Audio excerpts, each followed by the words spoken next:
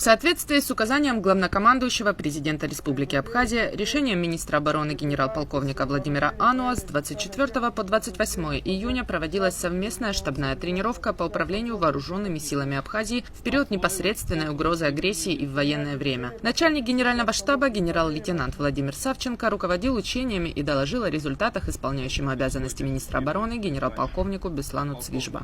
Штабы выполняют задачи в полевых условиях, осуществляет руководство войсками практически на всей территории страны. В результате заметно повысился уровень подготовки оперативного состава, его способность решать задачи, характерные для современных боевых действий.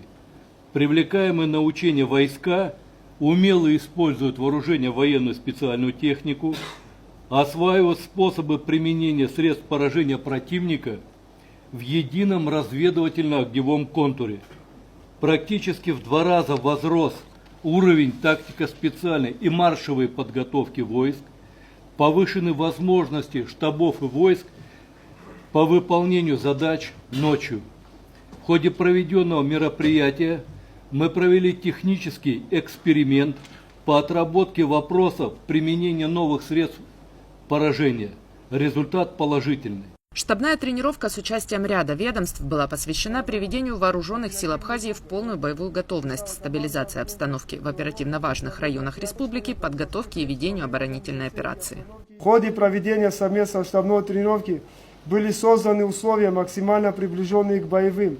Активно применялась беспилотная авиация, в том числе ударная, со сбросами боеприпасов. Имитировались действия диверсионно-разведывательных групп противника. В практических мероприятиях принимали участие подразделения Министерства обороны, Министерства внутренних дел, Службы государственной безопасности. Заслушав доклады, секретарь Совета безопасности Сергей Шамба поблагодарил военнослужащих за проделанную работу. Мы живем в эпоху такой турбулентности мировой, которая не позволяет нам расслабиться, собственно говоря. У нас никогда, наверное, не было такого времени, чтобы расслабиться. Но как-то после 2008 года, после признания России, мы почувствовали свою безопасность, но мир все-таки на наших глазах меняется. И в такие периоды мировой истории, когда происходит переустройство мировой системы, это всегда сопряжено с серьезными потрясениями и мировыми войнами. К чему мы придем, это сегодня никто, ни один аналитик сказать не может, и политик, потому что все может быть, и вы слышите, как часто сегодня говорят о ядерной войне и прочее. Все те угрозы, которые стоят перед нами, вынуждают нас не расслабляться. И я хочу особенно отметить удовлетворение и руководство страны теми усилиями, которые прилагает Министерство обороны для совершенствования наших вооруженных сил.